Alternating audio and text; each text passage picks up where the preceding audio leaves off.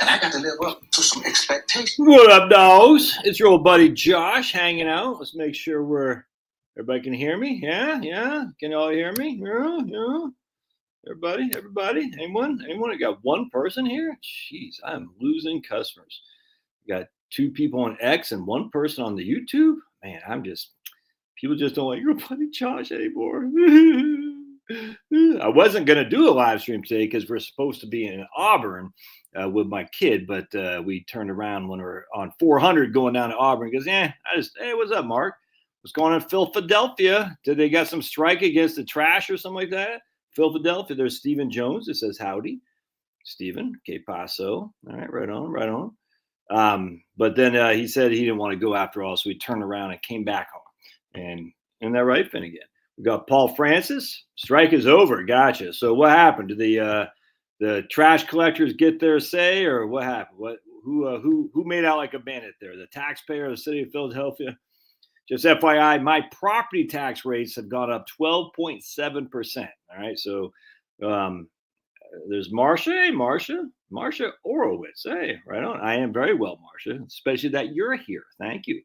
Last thing we want is a helmet party. So we always like to have the ladies here. And a dog. All right. Of course, a dog. Brian from Cocoa, Florida. What are you doing down there, Brian? Is that where you live? There's it says Marcia. You live in, hey, there's John Porter. You live in Cocoa, Brian S., because Cocoa Beach is my favorite beach of all time. RP 1911's here. All right. Well, okay. That's your home. All right. Yeah. So you get to go to Cocoa Beach a lot. How bad is it in the summertime down there?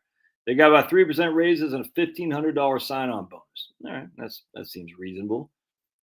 Yeah, I like Cocoa Beach. Palm Coast, Florida. Joey. All right. I see the homeless guy got dressed up today. Yeah, I can't say I'm not a big fan of my beard. I was like, I'm done with it. It made me look older. Scottsdale, Arizona. Scorching. Yeah, see that hotness, man. It's hot enough here, that's for sure. Scottsdale, Arizona. Yeah. 1,500 times. There's 9,000 workers who pick up the trash in the city of Philadelphia. Damn. Holland, Michigan. Oh, dude, Holland, Michigan's fantastic. I'm a big fan of Holland, Michigan. Not one of those bright bulbs from California reporting it. Right on, Chris. Chris is like,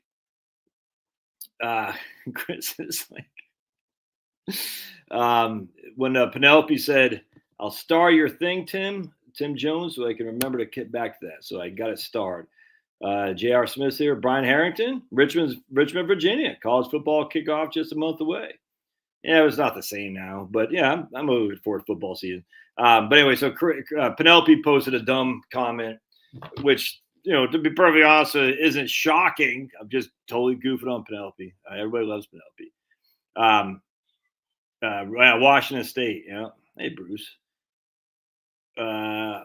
Usama Abdu. Hey, what's going on in PG County? We chat. Yeah, right on, man. Hope it's all's well with you in the chat. Right on. There's Usama Abdu. All right, right on. Yeah, PG County. I think we were on the on AF Nick comment section. Yeah, what was he talking about, that guy? What was he talking about? Fort Collins, Colorado? What was that guy talking about? Usama. And if I'm pronouncing your name incorrectly, I apologize. What was that we were talking about? Remember, was that? Yeah, I can't remember. I forgot what I was talking. Oh, yeah. So freaking Penelope posted something like, because this idiot in San Francisco paid $2,000 for an end table made in Mexico. And he got all pissy because he had to pay $1,100 tariff. He's like, I said, there's an easy way to avoid paying that tariff. You could just buy it from an American manufacturer. Now, believe it or not, we still have people who do woodworking in the United States. I know it's shocking, but the guy next to me has a big shop for woodworking. I got clients who do woodworking, and they go to various fairs and farmers markets and sell their wares. And then Penelope posts like, yeah, but the American-made woodworking, the American-made things cost 6 times as much. 6 times as much. I said, wow, so you're telling me American woodworkers charge $12,000 for a side table or an end table, whatever it is. Come on, Penelope. I said, man, are people in California? They must be living large if they're paying that much for an end table. And then Christopher said, he'd only get it. He'd go on Facebook Marketplace and buy it for $400, 100%. So salute to y'all. Salute. We got the Waterloo, because raspberry nectarine, because I like ladies. I don't like men. I don't drink alcohol. There's Vern.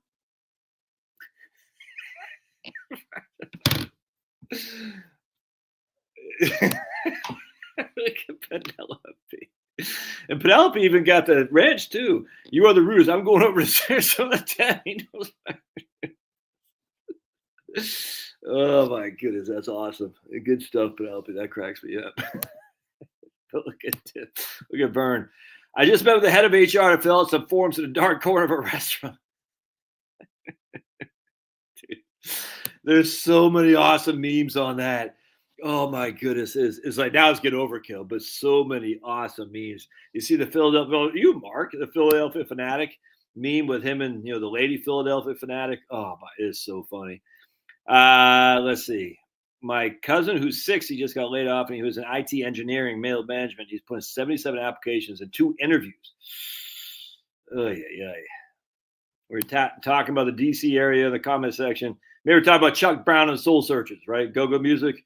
I don't know how long you've been there, but I don't know if Go-Go Music's still good in DC. I don't know. I haven't been in that area for a long time. But when I was growing up, Go-Go was pretty big in the 80s. And, they had a huge concert. And, even some white people went up in Capitol Center in the old days, which I still have I don't have the cassette tape, but the cassette tape and all. It was fantastic. My dad had brought me Go-Go Crankin' when I lived in Maine. And that's where I learned about Go-Go Music, Chuck Brown, Junkyard Band, all that. I don't think Rare Essence was on. I don't think they were on there. But I remember as a poor white kid in Maine, my dad, who was living in D.C., brings up Go-Go Crankin'. And I like metal. And I'm like putting on, I said, what the hell is this? But it blew me away. And hearing Chuck Brown, need some money. Talk about money. Talk about moolah, y'all. My cousin, yeah, dude, I tell you, that's that. First of all, he's 60. He's white. He's a man. He's probably straight. All right. So he's got all those going against him. And IT is, just falling apart. Remember, they said, learn to code. And if, he got 2 interviews. The minute he walked in with a little bit of gray hair, they said, no. Crazy, man. Crazy. The job. Paul Francis, Chuck Brown. Damn. You're white. Paul Francis, you white? Because not very many white people outside of DC would know who Chuck Brown and Soul Searchers are. All right. Oh, no way, man. Go-Go's dead these days unless someone's over 40. Dude, that's not good. That's horrible. It kills me. God, so good, man. Hearing those guys, oh my, hearing those they could play instruments. They just, yeah, Chuck Brown Soul Searchers is, you can watch my video. It's just the guy was just, oh my, that sucks, man. That sucks. Really. Yeah, right on, Paul. EU, yes, sir. Experience Unlimited, yes, sir. EU, Maryland Mike. Yeah, man. I'm sorry to hear that. Because freaking rap music today sucks. It's horrible. It's like rap is like bro country. You just want to freaking University of Penn State. Yeah, that's kind of weird. Probably some rich white kid from Maryland who went up to UPenn and said, look how cool I am. I'm going to play the DC authentic black music. Oh, yeah. But anyway, just like bro country, rap music, it's like 80s pop rock. I would rather hang out with Lady Gaga and Hillary Clinton and New York City on New Year's Eve watching, who's that gay guy, Anderson Cooper, and the other gay guy, I don't know, he did some stupid show. I'd rather watch them while I got Hillary Clinton and Lady Gaga on one arm each and listen to Cher sing whatever her stupid songs are, than listen to freaking 80s pop music. That's how, 80s pop music is freaking satanic. Oh, dude. My man Will says, not all that hot here today, only at 106. Another reason I never see, well, if you're a dude seeing Coldplay, unless you're on a date with some hot chick, you got Well, I guess that guy wasn't a date. I don't know the chick didn't look that hot to me, but whatever. But dude, do you see that dude's wife? She was freaking smoking hot. I was like, what are you doing, man? You got to keep that stuff in your pants, dude. What are you doing? And now you're like a joke forever. I don't even know the guy's name, but you'll forever be a joke for the rest of your life because no one talks about the wife. Apparently she was married too. What about the husband there? You got to keep that stuff in your pants, dude. You know what I'm saying? I mean, my God. My dogs have been castrated.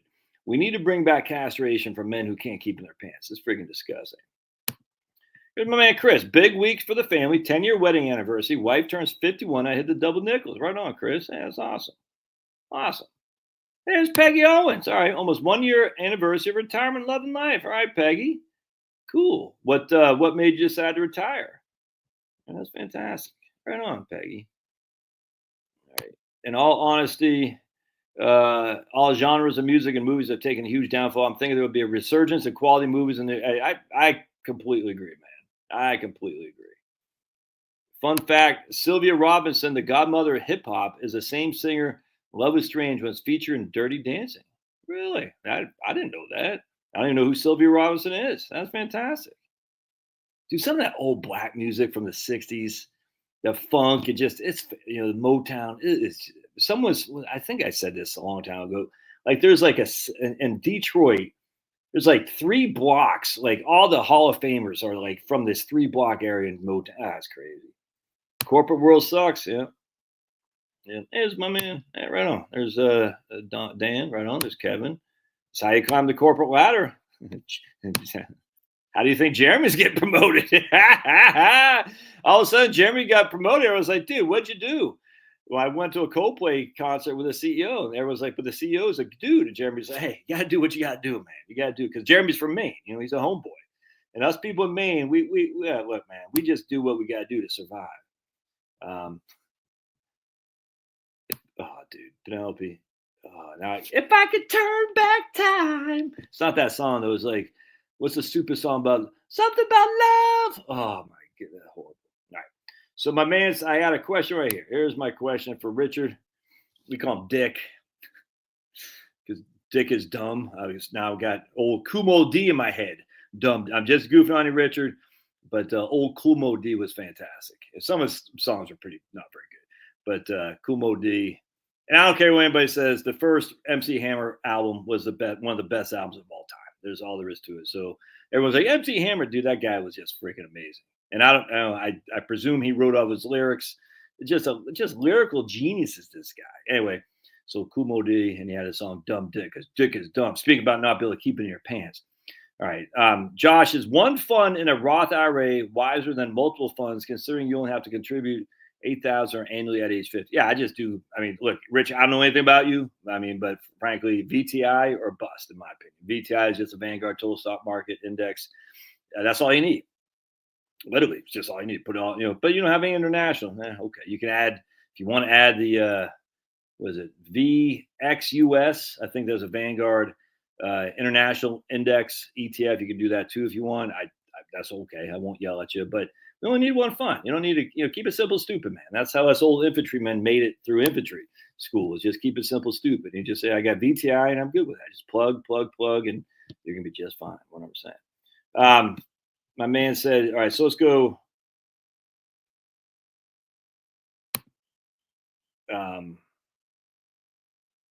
My AI started to take over everything, and it's scary because my daughter's got a master's degree from Georgia Tech, and she tell me like Microsoft laid off 9,000 people, yet you're still hiring HB1s or whatever it's called. It's crazy.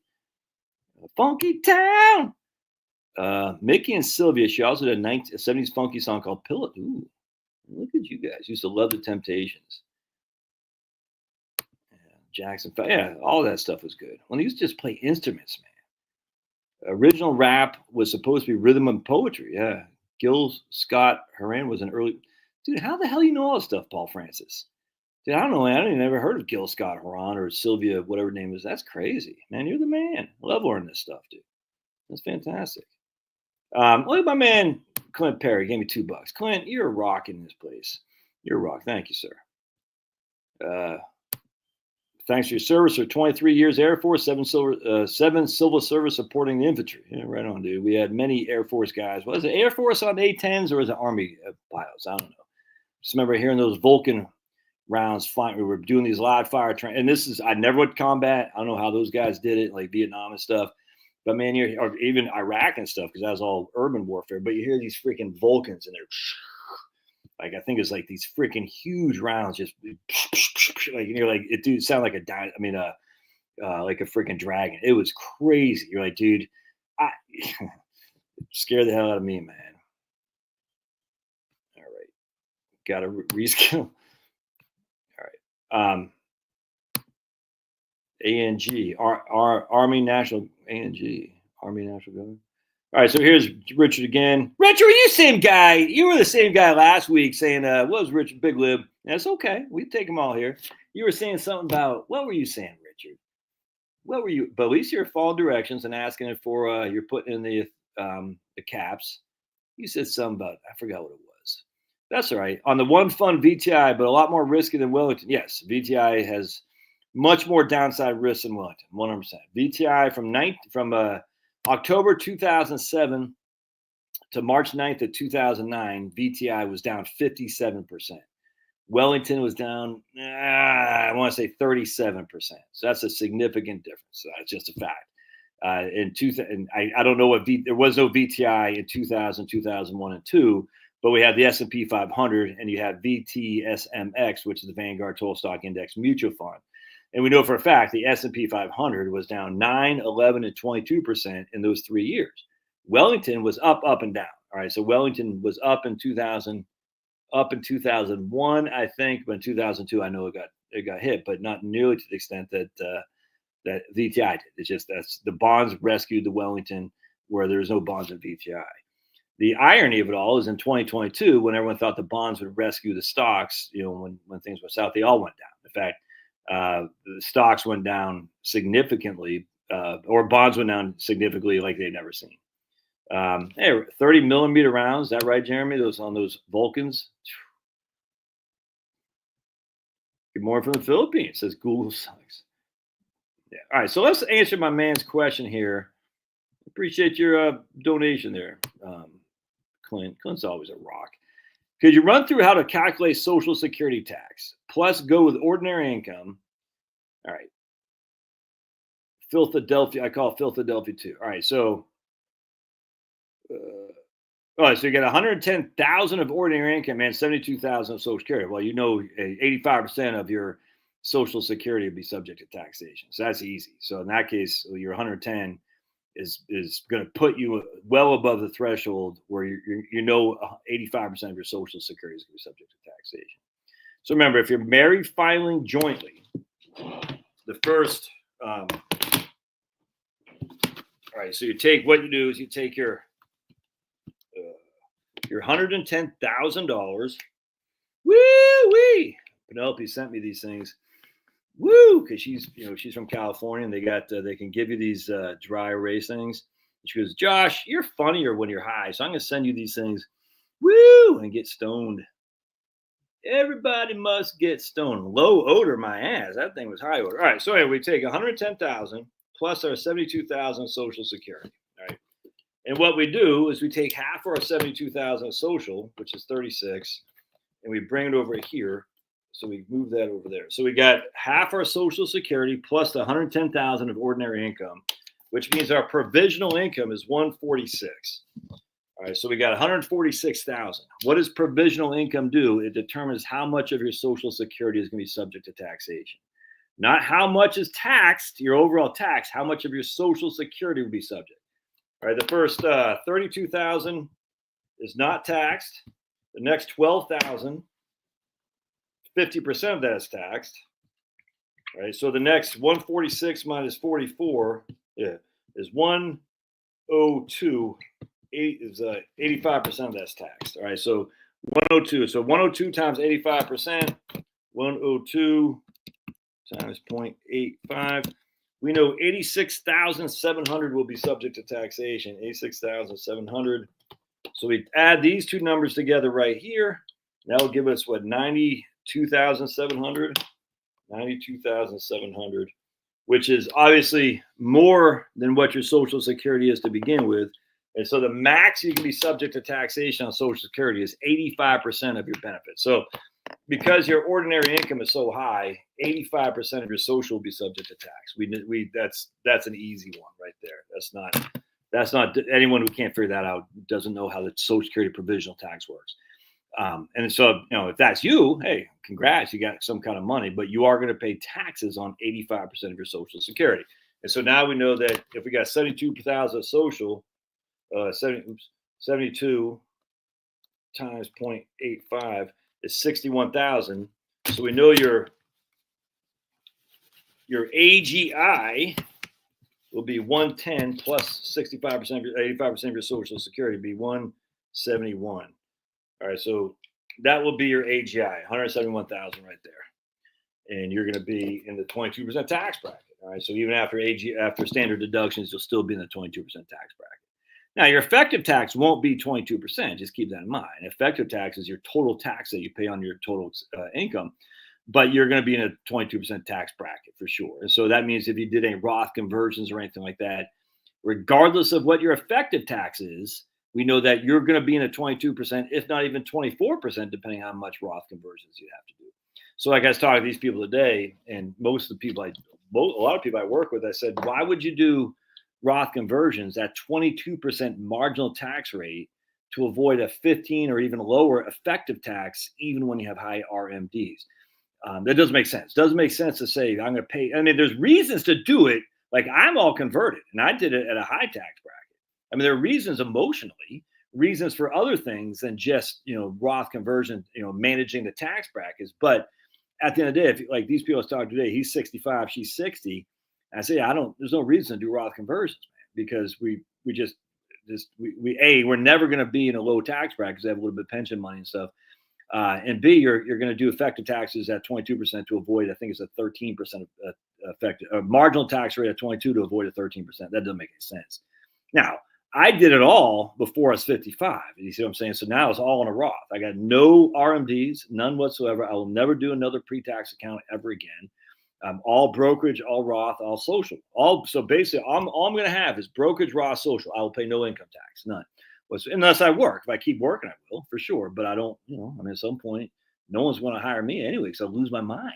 You know what I'm saying? It's like the minute I say moving to California, then I've lost my mind. I've lost it. And you say, Josh, I think you should go to New York City with Cher and Lady Gaga. I said, that sounds like a good thing. And the point being is don't do that if you're in your 60s or something like that. If you're in your late 40s or early 50s, absolutely. I got no qualm with that whatsoever. If you're young, you should always do the Roth, unequivocally. I don't care how much money you're making. If you're young, you should always do the Roth because there's big, big potential for the Roth in the future that the traditional doesn't get because of RMDs or even just distributions from your IRAs. Hope that helps, brother, but you are going to be paying what? I read today that the pension my wife will not impact her Social Security income. Well, it won't impact your Social Security income, but it certainly will impact your Social Security taxation. Yeah. Why would anyone think? Maybe you're going to think of the WEP or the GPO. Okay, you might be. Was your wife work for the school district or something like that, or you work for the police force where you didn't pay into the Social Security? That might WEP and GPO. To Biden's credit, he got rid of that, which is good. But your pension income, regardless, doesn't affect your Social Security unless you're subject to WEP and GPO. And, look, man, I mean, we got to see this. I don't want to be one of these political hacks like Biden's all wrong, Trump's all right. No, man, Biden did a couple good things, not many. Trump is doing a couple stupid things, not many. But I don't want to be one of these hacks that say, oh, my goodness, because, at the end of the day, that's just silly. It's like, Trump pisses me off, dude, sometimes. The 2020 stuff was bad. Trump was wrong in 2020. I don't care what anybody says, but you were wrong, Trumpster. All there is to it. You should just take the L. He's wrong on this Epstein stuff, dude. People want to know what the hell's going on with Epstein. This stuff is bad. I don't know if you listen to Tucker and Daryl Cooper, and I was listening to Mike Benz and Aviva Frey this morning when I was on the treadmill today. Dude, this stuff with Epstein, it's not just about Israeli Mossad stuff. I mean, that's part of it for sure. It's deeper than that. It's freaking evil. These are Satanists, man. These are Satanists that are run, not just Epstein and freaking Donald Barr, which is Bill Barr's dad, who was part of the OSS, and he happened to write some very, very disgusting fantasy tapes about young girls getting, well, you can figure it out. It's freaking disgusting. It's disgusting. They all run with these idiots who have these freaking just evil, like pictures on the wall, just some evil scumbags, dude. They should all be hung. They should all be sent to the gallows and just swung. That's all there is to it. They never will, because there's a Satanist, and Satan has control over a lot of this earth. But it's not just Epstein. It's way deeper than that. It's way deeper than that. And it's Republicans too, man.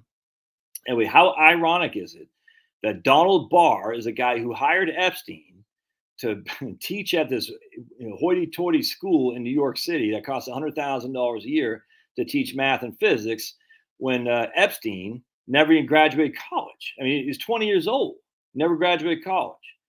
And then he gets fired because apparently his performance wasn't good. Well, it turns out some of the students and their parents were accusing him of lewd behavior towards the little girls. And then just like that, he gets brought on to Bear Stearns to be on the options desk. Again, no college degree, doesn't know anything about this. And then 2 years later, after he sucks at that, they'd make him, be like working with rich clients to tax. It's just crazy. This all by chance. And then guess who arrested him in 2017? It's Donald Barr's son. Huh. You know who else reminds me of writing very lucid, whatever. Oh, what's the whatever books? Oh, it was a guy from freaking NASA. The guy, one of the big JP on the Jet Propulsion Labs. The JP. What's the guy? I can't remember the guy's name. The guy named Jet Propulsion Labs. The guy.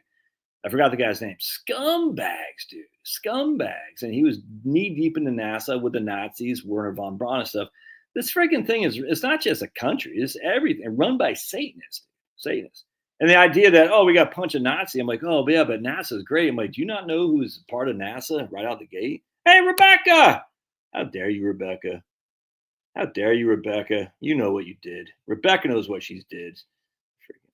Here's my man, Fast Eddie. I have my kids putting VOO, VTI, SCHD. And yeah, 100%, dude. I mean, I don't think you need all that other stuff, Fast Eddie. But yeah, man, VTI, SCHD, I don't even know what SCHG is. But yeah, for me, it's just my daughter, VTI or bust. I mean, she's 25. She's maxing out her Roth, maxing out her 401k, just all total stop market or bust. Here's my Alan Munns. Biden equals PACT Act. I don't know what that is. PACT Act. At my full retirement age, my Social Care was $3,000. Half that was $1,500, which my wife could claim. Does the $1,500 continue to grow by COLA until she collects 6 years later at her FRA around $3,000? Around does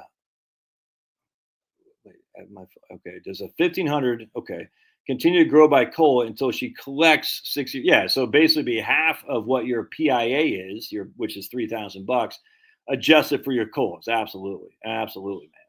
So it's not set in from 6 years previous. It's going to be whatever your FRA was.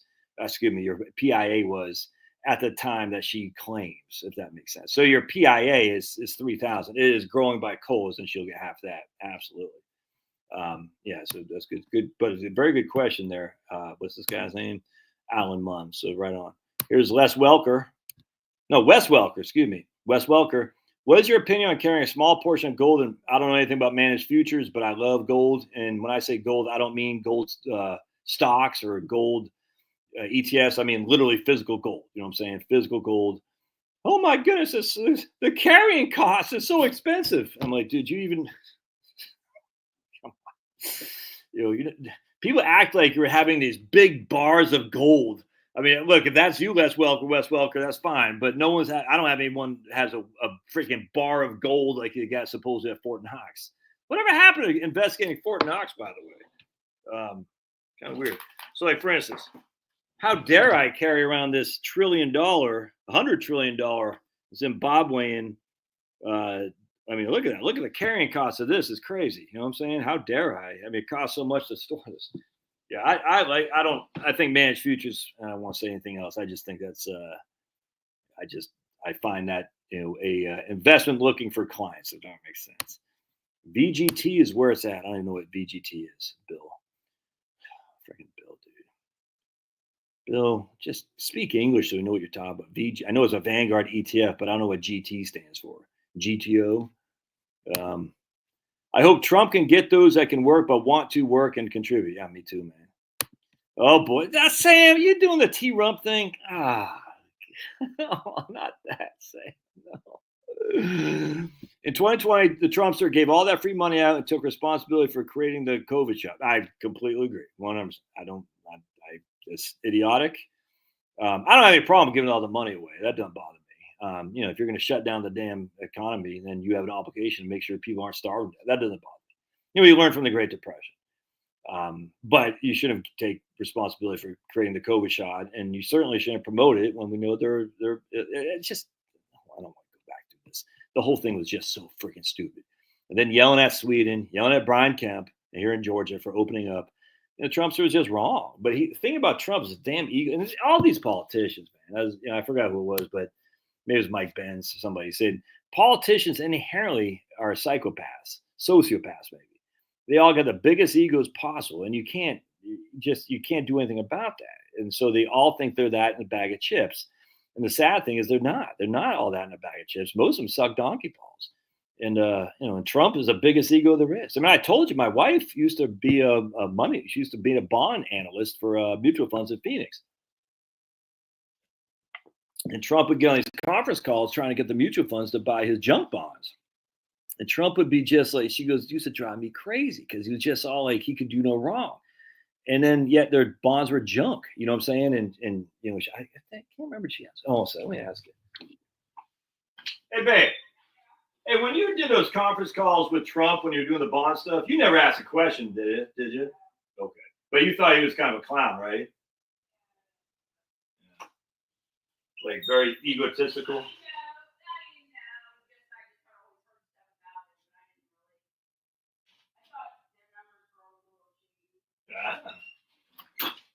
Hear that? The Beautiful says she didn't think he's necessarily as a clown. She said that very, reservedly, but she goes, I always thought the numbers were a little bit shady. That's what she said. Interesting. So the reason it's trading at Trump junk stuff, by the way.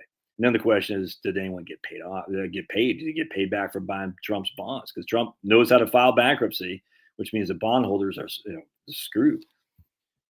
But be that as it may, I just want the damn border shut. That's what I want. I want the border shut. I want tariffs put on. I want to make sure Social Security is solidified, give a bump to Social Security recipients. That's what I want. You know what I'm saying?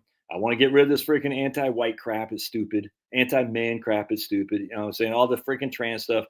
All that stuff is important. It's not nearly as important as shutting down immigration and getting the freaking border sealed. You know what I'm saying? Getting some tariffs on to bring back manufacturing in the United States to make sure we can build our own steel. All right. To make sure we export, we have all the energy independence we want to be self-sufficient up to the best that we can. That's what I want. You know what I'm saying? Certainly don't want COVID freaking shots being, advertised and freaking some idiot New York governor saying, or whatever the hell was, whatever that guy's name is, Bill de Blasio, here's some French fries, go get a COVID shot. What the hell? People fell for that. Here's my man, David. We're going to get into it here in just a second, David, I promise. People are like, it's a half hour. I agree with the title of your show as I'm retired and living on my pension investments with currently no plans to use my funds in TSB. Must be nice. You got a pension. I don't have a pension. My man Bill says, here's Bill making sense for once. All right, Bill. I'm goofing on you, Bill. I spent $4,000 a month in retirement. Investments are making. Bill, now we know how rich you are. So we don't say how much you're making. Jeez, man, we don't know what kind of freaking Chinese communists are getting this, and they're gonna look up Bill Carlson. Bill, stop. Is it good to get on the ground floor when T. Rowe offers a new managed funds? Dude, I just don't believe in managed funds. Sorry, brother. I missed some. How come? What's the Reader's Digest sentence? All right, that's good. That's a great segue, man. The Y files. I'm not gonna remember that, Jeremy. You got to email me that if you would. All right, so let's get into my man here, Jim Johnson. Hey, Jimmy Johnson, Coastal University of Miami. All right, and Dallas Cowgirls. All right, so let's get to my man right here, Michael Kitces. This is a Kitces article from a long time ago, and I've done videos on it. How do I present? They change this around. Share screen. That's what we're going to do. Share screen. Right here. All right, so I want to go down to the very bottom first. All right, so this is what you always want to do. You start from the bottom first, and we're going to show you something. This isn't what I wanted to show. All right, so let me just show it. I'm going to go back to the beginning. All right, right here. This is from 2016. All right, there's a reason I'm bringing this up. 2016. Well, let's just read the executive summary. In theory, the whole point of saving and investing for retirement is that upon reaching retirement, it's time to spend down the money and enjoy it. In practice, a growing base of research finds that for most of retirement, retirees are just continuing the growth of their pre-retirement portfolios, suggesting a consumption gap. That's what I was telling, who was I talking to today? Joey and Allison, to freaking rent the beach house on the beach. Don't go 3 blocks away. Rent the beach house on the beach. And remember, this is 2016. All right, 2016. However, the reality is for the long-term retirement, when compounding inflation can double or even quadruple spending needs after 30 years, retirees actually should allow their portfolios to grow at least slightly for at least the first half of retirement. It's a necessity just to cover later years' spending needs as their inflation-adjusted levels adjust. Now, I take a huge issue with that, because there is no evidence, there's just none, that people's retirees' spending goes up each and every year with inflation. It does not exist. Guys, I've been begging for this for, hell, since 2000, since I read that Ty Bernanke article in 2005. I've been begging for people to show me the evidence that retirees' expenditures grow up each and every year with inflation. And even every 5, I don't care. And there's no evidence for that at all. It doesn't exist. It does not exist. And only fools will say, look at the price of gas or eggs today. That's what the fools will do. Have you seen the price of gas or eggs today? So, okay, so long-term inflation, you're saying fools, not you guys, because you guys are smart. It's the fools in my business. Long-term inflation is based on the price of gasoline or eggs today. How idiotic is that to say that? Long-term inflation is based on the current price of gasoline or eggs. Especially what drives you up the wall is when the CPI is based, 45% is based on home ownership, or what's called OER, the owner's equivalent rent, to buy the house from yourself, to rent the house. It's so freaking dumb. It's so dumb. Now, show me some other evidence than some stupid thing like, oh, the price of gasoline and eggs today. I'd like to see some other evidence. Well, how about long-term care? That's a good piece of evidence, 100%. And we can easily, if you haven't read my book, You Can Retire on Social Security, shameless plug, I debunk all that crap. I debunk all of it. Now, with that said, some people do have massive long-term care costs, 100%. Talking with 2 days ago, who's I talking to? Drawing a blank. But today. All right. So they got an in-home healthcare aid paying $80,000 a year, 100%. I get it. My mom's in a assisted living facility right now, in a skilled care facility. It ain't cheap. She's probably going to run out of her portfolio before she runs out of time, which means she'd have to sell her house to go in there. The interesting thing is, what's the likelihood of that happening, though? It's just not very high.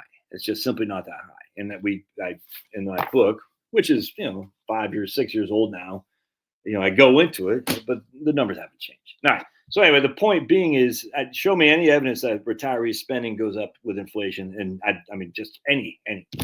There was one thing I saw 3 years ago, and I couldn't. It's like it was kind of off the. Where was I saw that? Some lady. It wasn't talking about that. I said, "Ooh, that would be the one piece of evidence."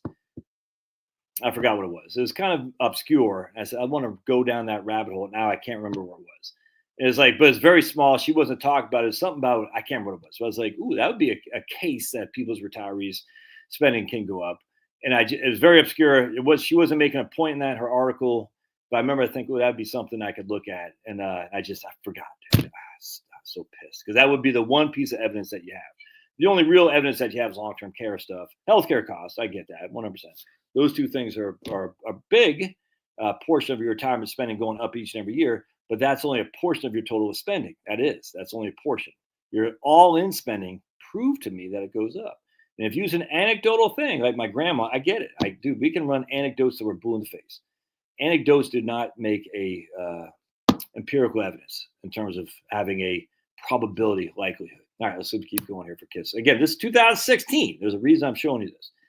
Let's see. Furthermore, given uncertainty about the length of retirement, how high inflation will be, and whether portfolio returns will be favorable or not, often retirees spend less in their early years just to defend against these risks. Exactly. Yet, given that most of the time markets and inflation don't actually spiral out of control, following a safe withdrawal rate approach just further increases the likelihood that retirement portfolios will continue to grow throughout retirement. The end result is that while in theory a retirement portfolio is meant to be spent, in practice, most retirees faced with an ever-open potential of living many more years will feel compelled to keep extra assets available so they don't spend what they should. All right, so we're just going to show you why. I'm going to show you one thing right here. It shows your retiree financial wealth. It's only 2008 to 2008. See, this is retirees spending down their assets. Oh, no, they weren't spending down their assets. We had market declines. All right, and you can see right here what happened. It came back up. Shocking, did it not? Yes, that's their wealth. All right, so then we got nominal consumption. Retirement nominal means not adjusted for inflation. Right, you can see the consumption was basically flatlined. This is the wealthiest of them all. You can see right here. You can see even here the second quintile. I can't tell. The fourth highest quintile. Their portfolios went up, but here's their consumption. You can see their consumption went down from 2000 to 2008. It went down, did not go up, and yet their portfolios were going up while their consumption went down. Interesting, is it not? Yes, it is. Very interesting. But also, right here, I want to show you, right, when retirees dip into principal and spend down scenarios, year 10 is when retirees start supposedly dipping into principal, right? Or the account tops off. It's year 17 that they dip into principal, right? Now, this is a fair, but this is just a scenario, an illustration right there.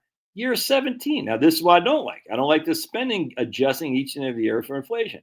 Because again, they have you spending $60,000 in year 1 and spending $140,000 in year 30. Just the evidence isn't there for that. If you don't believe me, read my book, Relax and Retire: Debunking Inflation Fears. Just read my book. I debunk all this.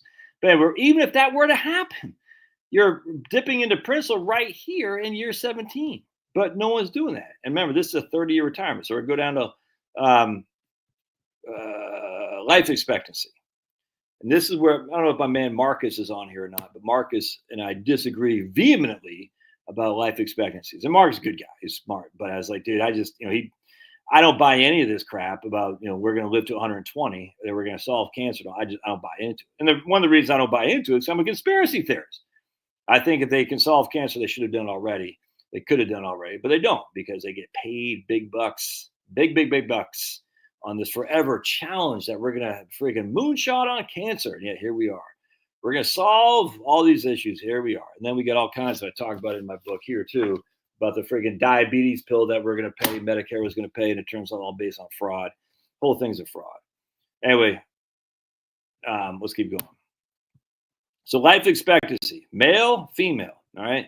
Male, because we're discriminated against by society. Huh? Penelope, you out there? Peggy, you out there? You're discriminating against us because our life expectancy is lower than yours. That's not fair. That is not fair, man. We should take you guys to court. But anyway, this is in 2016. The male life expectancy at the age of 65 was all to the age of 85. 20 years. 20 years. These projections are based on 30 years. You're not even dipping into your principal right here until year 17, and the average male life expectancy is 20 years. Now, this is with decent rates, historical rates of return. Actually, I'm not sure what the rate of return is, but anyway, this is with 8% rate of return, 8% right there. Excuse me. This is with lower rates of return. Here, your dividend principal right here. When retirees dividend principal, lower real returns. All right. So here again, we're dividend principal in year 18. Our life expectancy for a male, for an average male, is 20. Now, I'm a white guy. All right. I don't smoke. I don't drink. I do exercise. So I would not say my life expectancy is 20 years. My dad is a white guy, but he did smoke like a freaking chimney, and he drank for many years of his life and never got exercise. So my dad died at 76. Yeah, 76. Now that could be held against him. My granddad died at 85, I think, 81, but he didn't smoke. He got exercise. And he's an all-American football player in college, by the way, and not Division I, but Division II, I think, or something like that. Division III, I can't remember. Anyway, he was all-American. So he was an athlete, my granddad, but he died at either 81 or 85, mid 80s, essentially. So for me, that I don't smoke, I don't drink, I don't get jiggy with the guys in San Francisco. My life expectancy is probably going to be more than a black guy who's obese, who smokes Newports, who is drinking all that sugary grape soda. You know what I'm saying? It's just a fact. But it'll also be life expectancy be higher for a white guy who's just freaking eat McDonald's every day. I mean, he doesn't get any exercise. And he smokes Marlboro Reds. He probably doesn't smoke Marlboro Reds because it's so damn expensive. And he drinks a case of beer every day. But anyway, the point being is my life expectancy is specific to me. You can't just rely on these numbers, but these numbers mean something as a society as a whole. Now, the ladies out there, their life expectancy is a couple years longer than the men. So, but again, this assumes you reach 65. This is if you're 65. I'm only 55 today. So this doesn't include that I still need to live to 65 to make this even applicable to me. Now, between my wife and me, right here, there's a decent chance that one of us will live for 28 years in retirement, assuming we both make it to 65. All right. So that's an issue we have to contend with. But again, the likelihood of that happening, look at all the amount of people who died before that. All right. So remember, the averages are skewed towards the outliers. And what I mean by that, more and more people, I say more and more, but I just want to point out, these people right here are living beyond 99 and 100 are skewing the averages right here, if that makes sense. Because a lot of people are going to die, and they're not showing the thing here, but when the most people die, I want to say it's like 78 or something. I can't remember off the top of my head, but not the average. But when the most people die, I think it's like 78. So you have a number of people who live well beyond 78. They are skewing the averages out to make it seem like the life expectancy is even higher when it's actually not. Now, could you be one of the people who lived to your 98? Absolutely could be. Absolutely. But the likelihood, again, of that happening isn't very high. On top of that, which is why I just got to finish up this book, not only the likelihood of that happening, but also the likelihood that you, on top of that, retire into a bear market. All right. So the likelihood of you living to 100, not very high. The likelihood that you needing extensive long-term care costs, not very high. The likelihood that you retire into a bear market isn't very high either. So when you factor these three things, or probably two, those two things together, I retire into a bear market and I have live long and I have extensive healthcare costs. Those three things combined is not very likely. It's like flipping a coin. You're not likely to get three straight heads. You could, but the chances are 0.5 times point. Well, I'll tell you what the chances are. The chances are getting three straight heads of 0.5 times 0.5 times 0.5 is 1 in 8. All right. So people flip three coins to get three heads all the time, but the chances of that happening is 1 in 8, if that makes sense. And that's with a 50% probability of any given flip being heads. The probability of you having significant healthcare costs is about maybe 15%. The probability of you living till you're 100, I don't even know what it is, 6%, something like that. I don't even think it's that. The probability of you having a bear market the first 2 years of retirement is not, I don't know what that is either. And in my book, I do discuss that. I just can't remember. Isn't very high. So you take a probability of 0.15 to 0.06. I'm just using that for a life expectancy, and 0.25. It's not even that for retiring to a bear market. Just these things aren't going to happen. I mean, again, they could. They absolutely could, but the likelihood of that happening is so remote, it's frankly not worth even worrying about. All right, let's keep going with what Kitsa says. All right, so I want to show you some here. Again, this is terminal wealth you get if you just take the 4% rule, and we're adjusting this with inflation. And I've shared with you firecalc.com. Go to firecalc.com to show the reality retirement spending as opposed to inflation. This is just a 4% withdrawal adjusted for inflation. You can see very rarely do you run out of money. Very rarely. This goes back to a 30-year historical scenario going back to 1870s, assuming a 4% initial withdrawal rate. adjusted for inflation right here. Actual inflation, not an average inflation, but actual inflation. That's what you want to do it.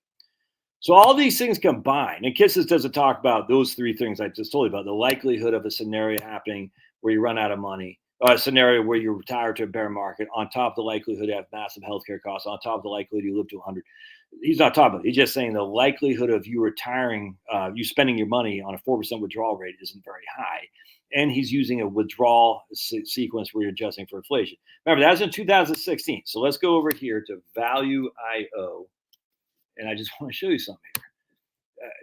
Because a lot of people, what if you retire into a bear market? What if? I just want to point this out. Let's go over here. Yeah, okay, there we go.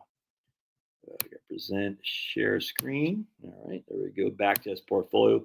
This is valueinvesting.io. One of y'all told me about this, or a couple guys. I love this thing now. Portfolio visualizer just sold out, literally sold out, and value investing is the way to go.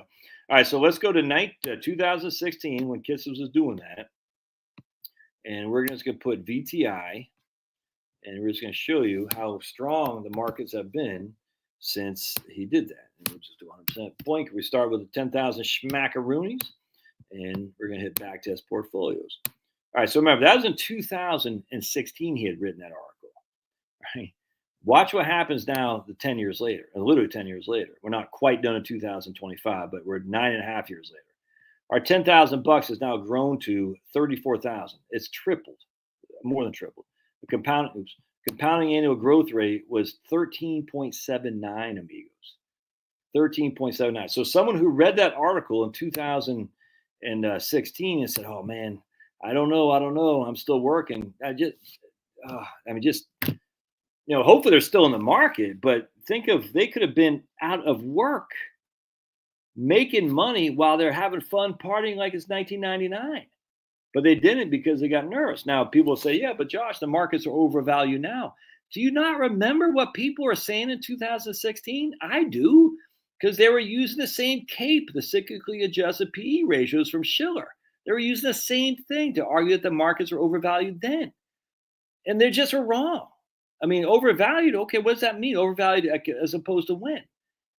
1933? 1982? Or averages?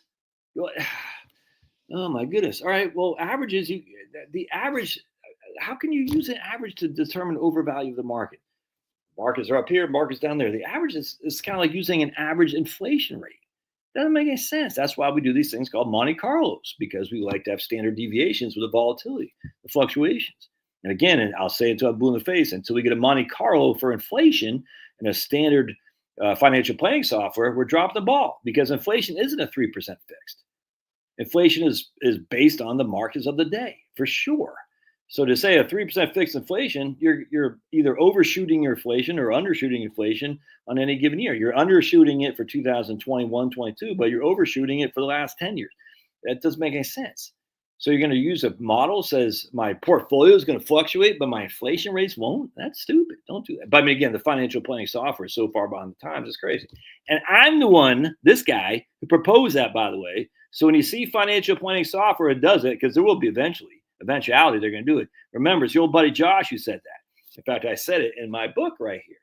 And I remember even arguing with some of the guys on Advisor Perspectives, not arguing, but debating that. And they were saying, well, there's not much volatility in inflation. I said, what? Are you crazy? Of course there's massive volatility in inflation. Not to the extent of the stock market, but massive volatility in inflation. Anyway, I'm the one who proposed that. Just keep that in mind. By the way, I was the one who proposed delivery of groceries to your house. I did that in 1995, 94, 95. I hate going to the grocery. I told my wife and my dad, I said, man, there's going to come up with a guy who's going to start a good opportunities to start delivering groceries to people's houses, because men don't like to go to the grocery store. We hate it. My dad's like, no. People like to feel the fruit. And I said, no, they don't, Dad. You're a boomer. You might, but most people don't. We don't want to go to the grocery store. We want to have it at our house. And whatever the fee for that is very valuable. It's valuable to pay. My wife disagreed with me too, but she says, yeah, honey, you were right about some things. Not many, but some. All right. Let's keep going back to portfolio visualizer. So what we're going to do here, not portfolio visualizer, but this guy right here, share screen. We're going to take 5% a year from this $10,000 portfolio. All right. So we're going to take it.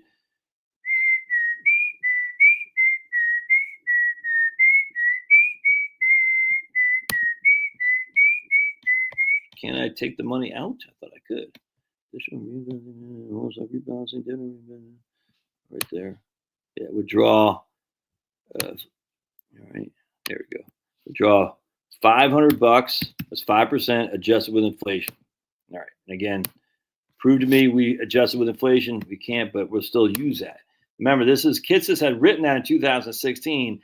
I'm going from 2016 to 2025 using a 5% initial withdrawal rate adjusted with inflation. And you can still see our $10,000 is still worth $25,000 today. So people who did not retire in 2016 for whatever reason, maybe they didn't read that article. Maybe they read some fear mongers like, oh my goodness, the markets are overvalued, 4% rule, blah, blah, blah. They missed out, man. They missed out. In fact, we can even come back here. Let's do we'll do Wellesley Fund, which is 40% stocks, 60% bonds. We'll get rid of VTI.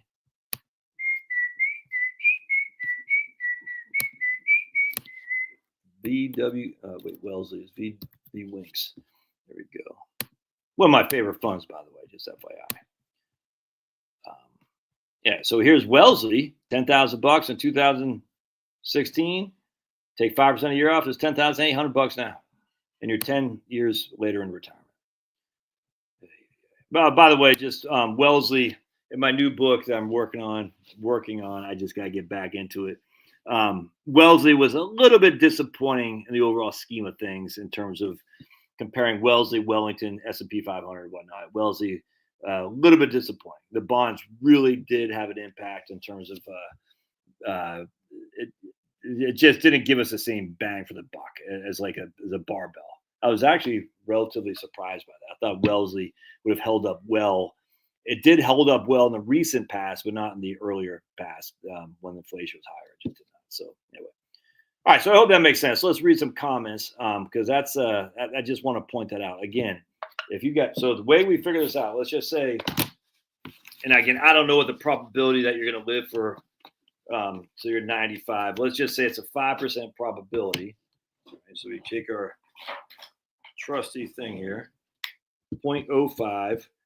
15% probability that you have significant healthcare costs. And when I say significant, I'm talking over $100,000 out of pocket expense, $100,000 plus. I don't know, you'd retire into a bear market. We'll say that's 10%. All right, so we times. So the probability of all three of these things happening, and again, I'm just kind of pulling these numbers out of my butt, is 0.05. That is for your life expectancy being long times 0.05 times 0.05 times 0.15 times 0.10. So that's what you come up with right there. I don't know. Is that what? Less than 1%? Yeah, I think it's less than 1%. 0.75% of 1% or something like that. The probability of all these things coinciding at the same time. That's not risky to say, I don't think these three things are going to happen to me all at once. Not just all at once. The bear market won't happen at the same time that you run out of that you need a nursing home. But the bear market, the sequence of return risk. That's what we're talking about. Sequence of return risk, and that might have a 10% probability. And again, I don't quote me on that, but something like that. Very small. Because how many bear markets have we had? Not very many. 1973, 74, the Great Depression, 2000, 2001 and 2, 2007, 8, 9, latter quarter of 2018. I think it was 2018, 2022. The 1870s on. Were some significant bear markets in there, but just not very many. They're just not. After the war, I want to say 19 to 20 or something like that. It's just not very many where you actually have. In fact, I did something. I can't remember. I did a video on this where you take how many losses have you had of double digits back to back, and I think there's 6 years or something like that where you had 6 times you had double digit losses back to back. maybe 8 times. And like only one time is 4 years we had double-digit losses, or even loss. I can't remember what it was. It's just not likely to happen. And that's with Democrats, with Republicans, with war, with crazy. By the way, I'm starting to think that maybe this will really tick off my Republican followers. I'm starting to think Carter was a little bit more base than we give him credit for, by the way. Just FYI. I'm starting to think Carter had a lot more going on than we give him credit for. And we know that Carter started the deregulation phase. That's a fact. That happened under Carter, what I'm saying. But it seemed like Carter was also very keen on, tying the hands of the CIA and the FBI, as well as re-looking at our relationship with Israel. Very interesting. Now, many have said Carter's anti-Semitic. I always thought he was. And then I said, oh, they're doing the same thing. If you have questions about Israel, they're going to tie you into being an anti-Semite. And that's so stupid. Having questions about Israel doesn't mean you don't like Jews. That's dumb. But and it was very interesting. So I haven't done a deep dive into Carter's thing with Israel, but I know Carter was trying to tie up the CIA, and they'll say, hey, we got to get you guys under control. Remember, Carter was just like John F. Kennedy. These were American, patriots. They both served in the Navy. You know what I'm saying? So not like these guys were squishes, but they were patriots first and foremost. Now I don't like the Department of Education that came under Carter, but then I look at Nixon. I mean, Nixon was 10 times worse. Nixon was 10 times worse than Carter. That's a fact. Was Reagan better than Carter? Would have been, probably. But Nixon, horrible dude, horrible guy. Funny, they got some videotapes of what's his name, Billy Graham talking to Nixon. You want to get a chuckle? Listen to those. It's kind of funny. All right, so let's see what kind of comments we got here, and then we'll call it. By the way, my cousin's most conspiracy person I know, and she has a few gold coins, but mostly some silver dollars and other silver coins from the poop is a fan. Yeah.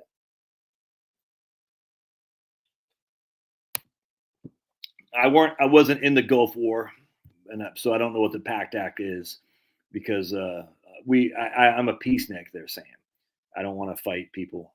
No Iraqi ever called me white trash. Let's put it that way. They're going to Fort Knox after release the files. 100%, man. Brian says the PACT Act, Veterans Affairs medical disability claim for medical conditions caused by burn pit exposure.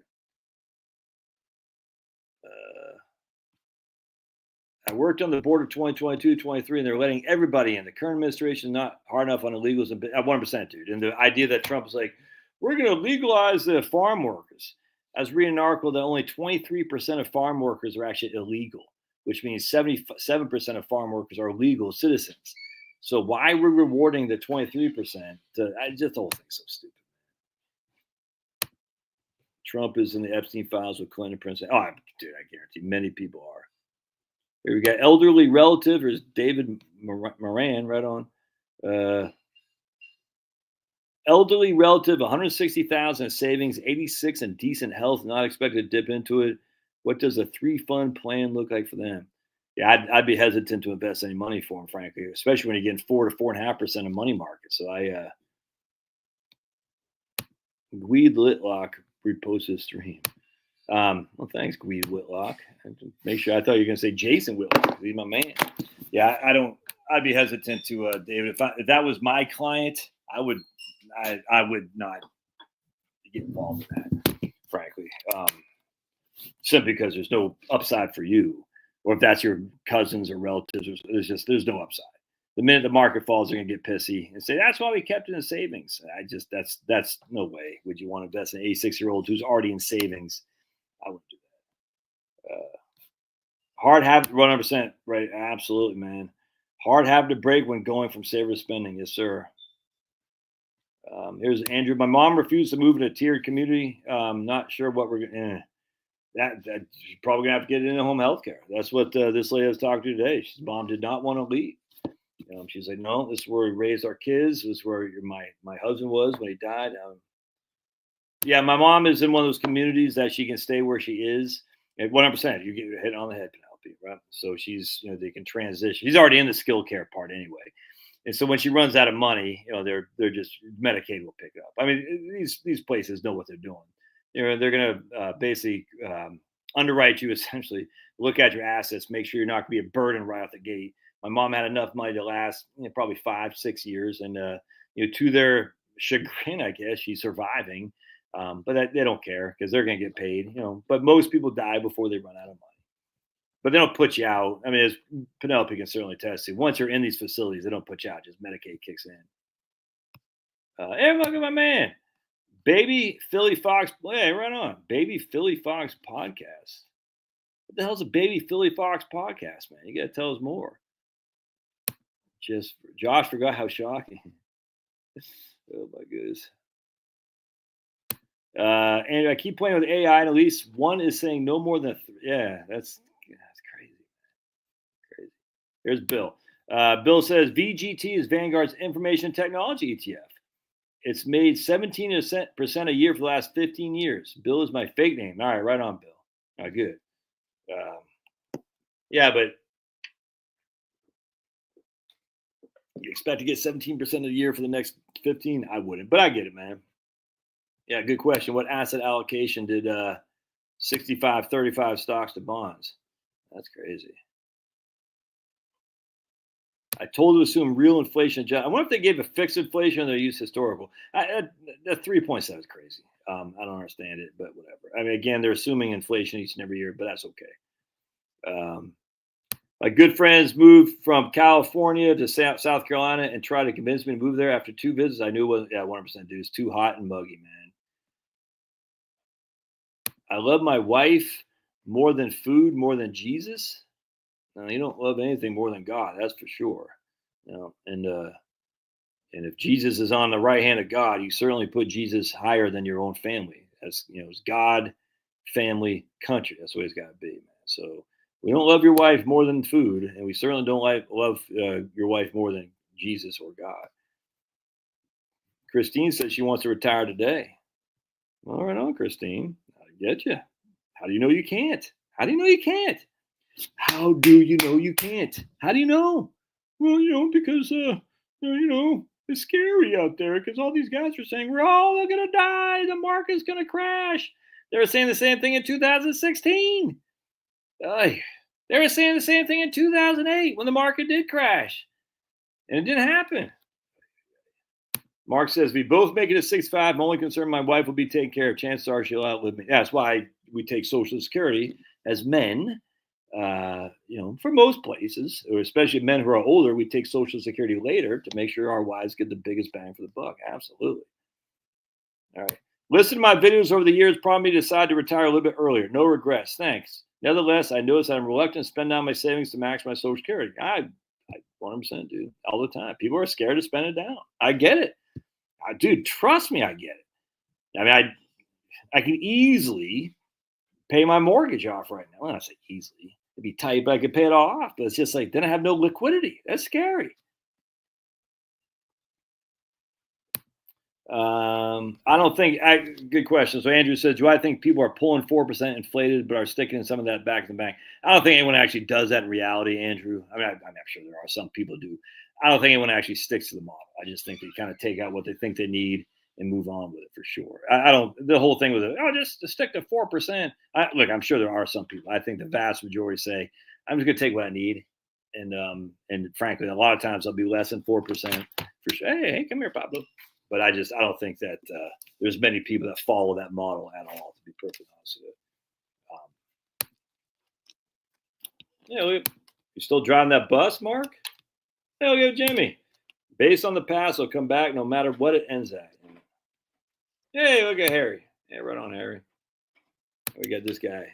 Fiesta Island, Epstein Island. Why do all those scenarios only assume you have to draw down your principal if you have sufficient dividends, interest, plus Social Security benefits? Well, because interest doesn't change, and that's a drawback. Is interest that's why they call it fixed income. Dividends, they could keep up with inflation for sure, but you'd have to have a significant. I mean, for you to get if you had $1 million portfolio, you need 40,000 a year just for simplicity. To get that 40,000 a year from your portfolio on dividends and interest, you got to have significant growth, significant portfolio size. I mean, think about it. You're getting I think a 1.2% dividend yield right now on BTI.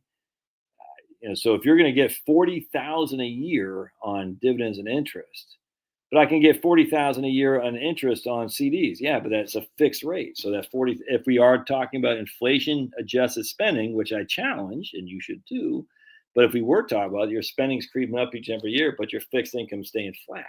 So 40,000 does not increase every year. It just that's the whole thing about it called fixed income.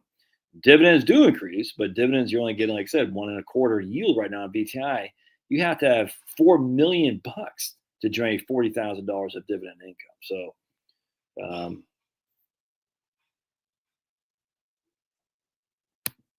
I've been a freelancer for over 30 years.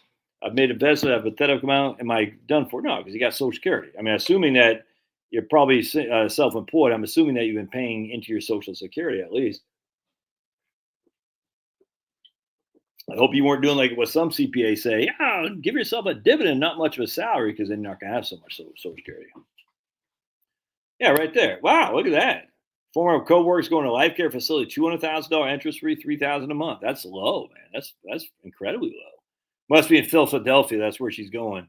Yeah, that's not bad at all. 200,000 interest fee and $3K a month, 100%.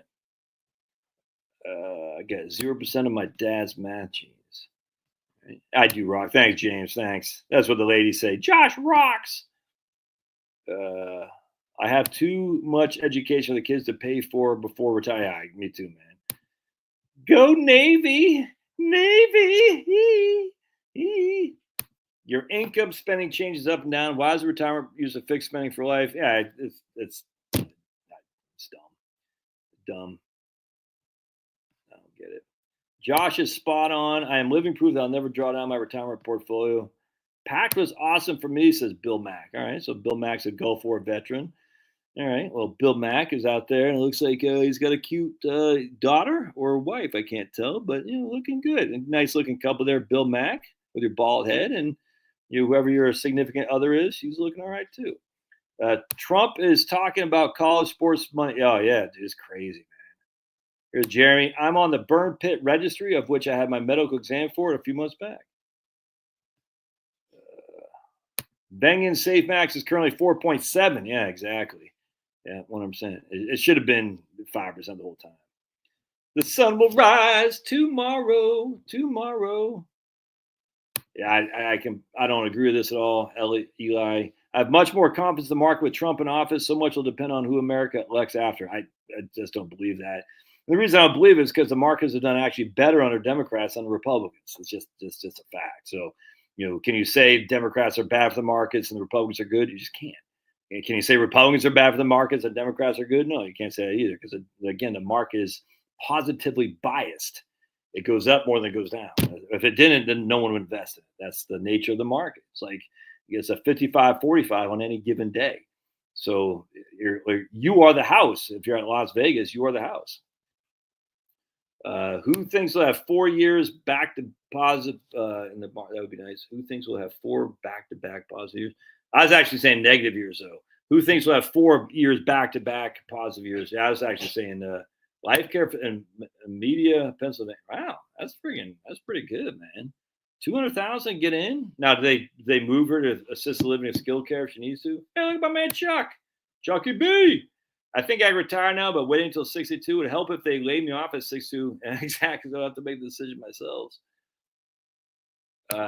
Just say you're a Nazi. Say, hey, man, I'm a Nazi. You won't have to go down there.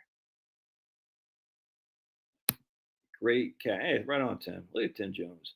I served on a jury last month. Why do you want out? Mine was a single day. Be uncooperative and non-compliant. So what I had to go down there. I make you want to relax and retire. I just want to make the ladies relax, if you know what I'm saying. I'm like Bill Cosby. That probably was over the top. I thought it was funny when it came to my head. And when it went out of my mouth, it didn't sound that funny. Anyway, so I went to the jury. And look, I don't trust the police at all. And I certainly don't trust. And when I said that doesn't mean I hate the police. I just don't trust the police. I just don't. That's my libertarian speaking. Remember, a libertarian is a conservative. Well, let's start this way.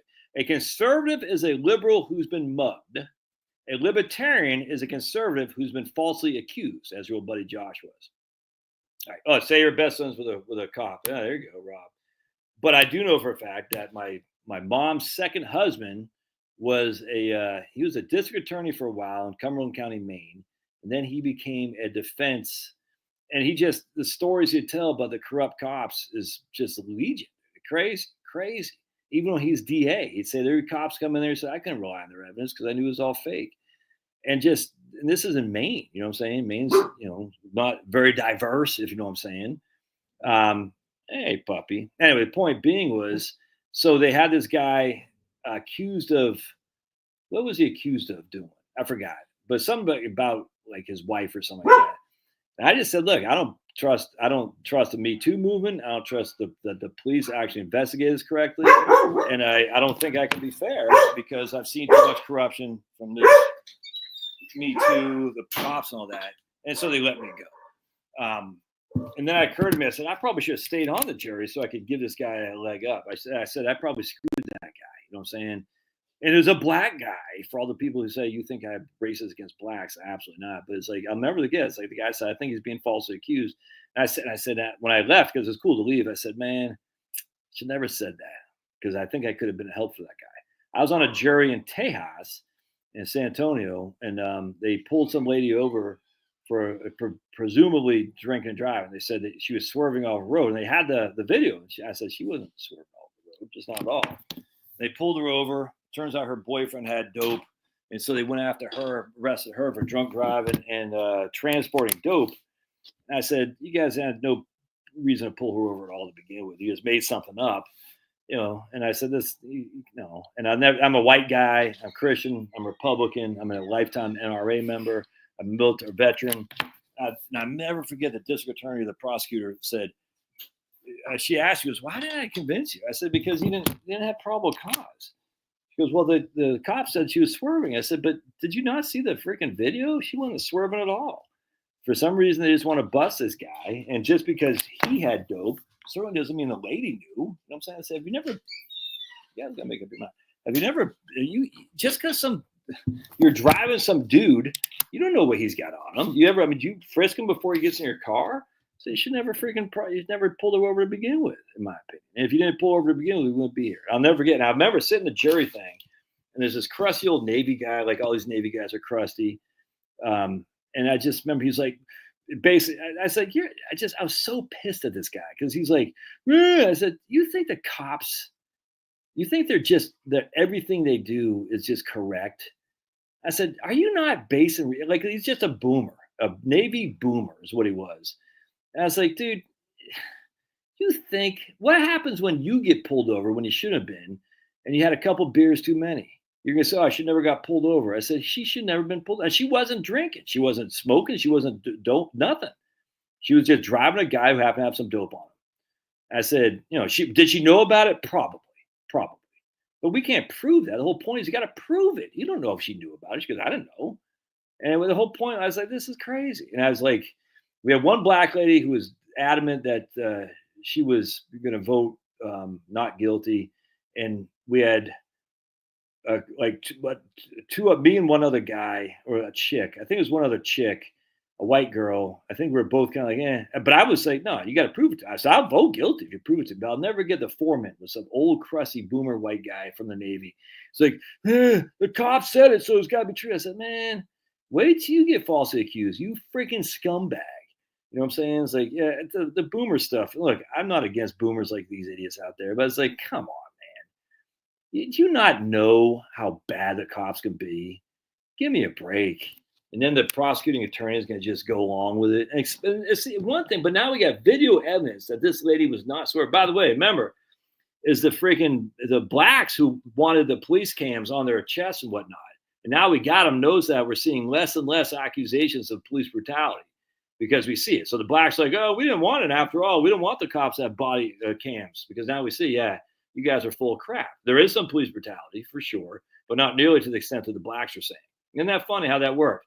So now we can see with our own eyes, did the cop do something wrong? No. What would have been, freaking Ben Crump and Al Sharpton and all the BLM, paid protesters. Now we don't see as much anymore. Why?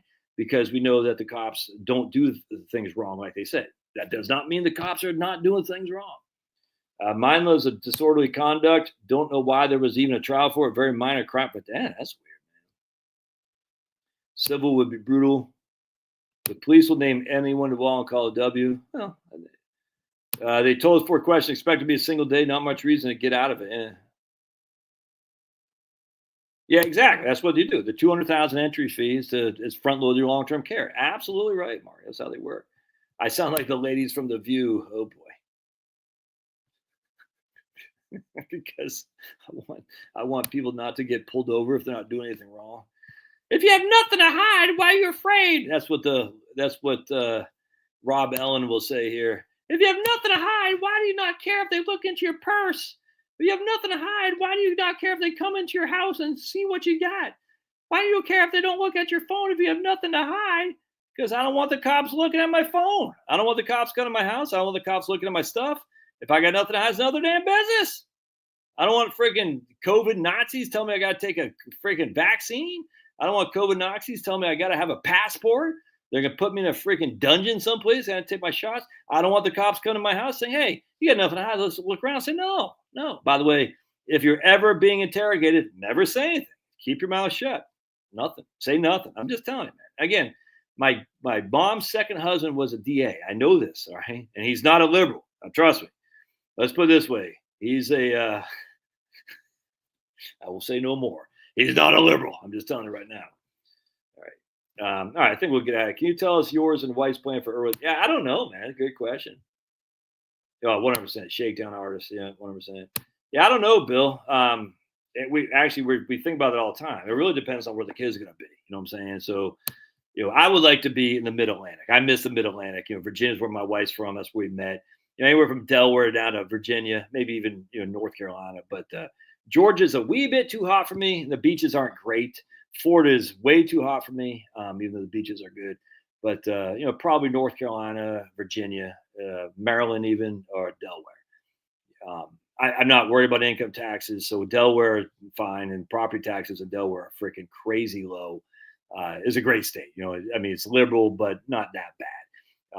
And the county that I would look at is the southern part of Delaware isn't liberal at all. And I like it. That whole area is fantastic. I love the crabs. I love the smell. A lot of New Jerseyans down there fleeing New Jersey. Some of those people drive me up the wall, but people everywhere drive me up the wall. So I don't know, man. I don't know. But we'll see. My wife, we got another 5 years for my son. My last is done with. He's got 1 more year of high school, 4 years of school. Hopefully, he gets into either Georgia Tech or University of Georgia. So that'll be a lot cheaper than what we're paying for my other son down at Auburn.